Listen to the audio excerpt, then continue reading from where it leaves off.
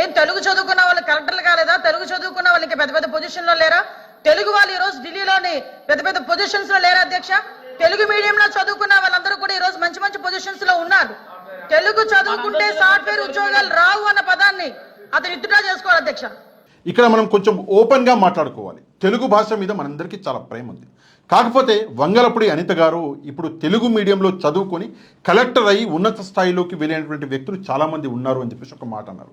ఆ కలెక్టర్ అయి ఉన్నత స్థాయికి వెళ్ళినటువంటి వ్యక్తి ఎవరు? ఈ ప్రశ్నకి వంగలపూడి అనిత గారు సమాధానం చెప్పాలి. ఆ వ్యక్తి పేరు చెప్పాలి. ఎందుకంటే ఇప్పుడు స్క్రీన్స్ మీద మీకు క్వశ్చన్ పేపర్ కనిపిస్తుంది.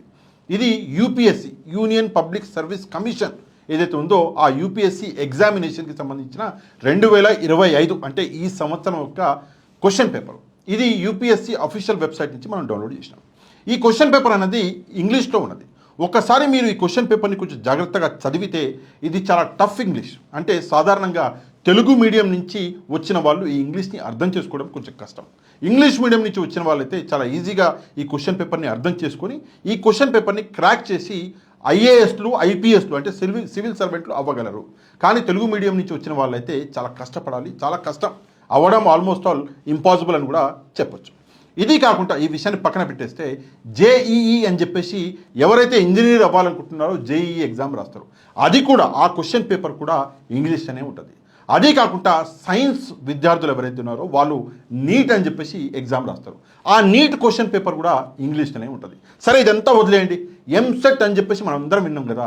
ఎంసెట్ క్వశ్చన్ పేపర్ కూడా ఈరోజు ఇంగ్లీష్లోనే ఉంటున్నది. మరి అట్లాంటప్పుడు విద్యార్థులు ఇంగ్లీష్ మీడియంలో చదువుకొని ఈ క్వశ్చన్ పేపర్లన్నింటినీ క్రాక్ చేసి వాళ్ళు మంచి భవిష్యత్తుకు వెళ్ళడం అనేది వంగలపూడి అనిత గారికి, టీడీపీకి, జనసేనకి, కూటమికి ఇష్టం లేదా? ఈ విషయం మీద తప్పకుండా వంగలపూడి అనిత గారు స్పందించాలి. సరే ఈ విషయాన్ని పక్కన పెట్టేస్తే ఒక చిన్న ప్రశ్న నేను అడగాలి. వంగలపూడి అనిత గారికి ఎంతమంది పిల్లలు? ఆ పిల్లలు ఏ స్కూల్లో చదువుకుంటున్నారు? వాళ్ళు తెలుగు మీడియంలో చదువుతున్నారా? వాళ్ళు ఇంగ్లీష్ మీడియంలో చదువుతున్నారా? వంగలపూడి అనిత గారు సమాధానం చెప్పాలి. తెలుగు అంటే ప్రేమ ఉంది మీకు? సరే నాకు చాలా ప్రేమ ఉంది, నాకంటే కొంచెం ఎక్కువ మీకు ఉంది కదా. మరి మీ పిల్లలు తెలుగు మీడియంలో చదివారా? ఒకసారి తప్పకుండా మీరు సమాధానం చెప్పాలి. చంద్రబాబు నాయుడు గారి కొడుకు నారా లోకేష్ గారు ఆయన తెలుగు మీడియంలో చదివారా లేదంటే ఆయన ఇంగ్లీష్ మీడియంలో చదివారా? నారా లోకేష్ గారు సమాధానం చెప్పాలి. చంద్రబాబు నాయుడు గారు సమాధానం చెప్పాలి. అంతెందుకండి, నారా లోకేష్ గారి కొడుకు ఆ అబ్బాయి పాపం ముద్దుగా ఉంటాడు చూడడానికి. నేను మొన్న చూసినాను, నాకు నిజంగా చూసి చాలా ఆనందం వేసింది. ఆ అబ్బాయి ఏ స్కూల్లో చదువుతున్నాడు? ఆయన తెలుగు మీడియంలో చదువుతున్నాడా ఇంగ్లీష్ మీడియంలో చదువుతున్నాడా? ఈ ప్రశ్న కూడా సమాధానం నారా లోకేష్ గారు చెప్పాలి. ఇక పవన్ కళ్యాణ్ గారి పిల్లలు ఏ స్కూల్లో చదివారు? ఇంగ్లీష్ మీడియంలో చదివారా తెలుగు మీడియంలో చదివారా? ఈ ప్రశ్నకి పవన్ కళ్యాణ్ గారు సమాధానం చెప్పాలి. అంటే మీ పిల్లలేమో ఇంగ్లీష్ మీడియం స్కూళ్ళలో చదవాలి, వాళ్ళు ఇట్లాంటి టఫ్ ఎగ్జామ్లు అంటే యూపీఎస్సీ లాంటి టఫ్ ఎగ్జామ్లు వాళ్ళు క్రాక్ చేసి పెద్ద పెద్ద పొజిషన్లకు వెళ్ళాలి. కానీ పేదవాడి పిల్లలు మాత్రం తెలుగు మీడియంలోనే చదవాలి, వాళ్ళు ఇంగ్లీష్ వైపు వెళ్ళకూడదు. వెళ్తే వాళ్ళ నాలెడ్జ్ పెరుగుతుంది, వాళ్ళు పెద్ద స్థాయికి వెళ్ళి రేపు పొద్దున మా పార్టీలకి ఓట్లు వేరు అని చెప్పేసి మీరు ఆలోచిస్తున్నారా? ఇంత చిన్న ఆలోచన మీద ఉందా? ఒకసారి సమాధానం చెప్పాలి. ఇక చివరిగా ఒక చిన్న మాట చెప్పాలి. ఏంటంటే ఇంగ్లీష్ మీడియం స్కూళ్ళు పెట్టి విద్యా వ్యవస్థని వేరే మార్గంలో అంటే విద్యా వ్యవస్థని ఇంగ్లీష్ మీడియం మార్గంలో ఇక్కడ జగన్మోహన్ రెడ్డి గారు తీసుకెళ్ళిండు. మా స్కూల్ అన్నీ మూతబడుతున్నాయి అని చెప్పేసి మీ పార్టీకి చెందినటువంటి కొన్ని పెద్ద స్కూళ్ళు, ఉదాహరణకి నారాయణ గారు లాంటి స్కూళ్ళు మొత్తానికి మూతబడే పొజిషన్కి వచ్చినాయి. అందుకే ఇంగ్లీష్ మీడియాన్ని మొత్తం ఒక్కొక్క ఇటుక పీకేసి ఇంగ్లీష్ మీడియమే లేకుండా చేస్తే మళ్ళీ మా స్కూళ్ళు నిండుతాయి అని చెప్పేసి మీరు అట్లేమన్నా ఆశపడుతున్నారా? తప్పకుండా దీనికి కూడా సమాధానం చెప్పాలి.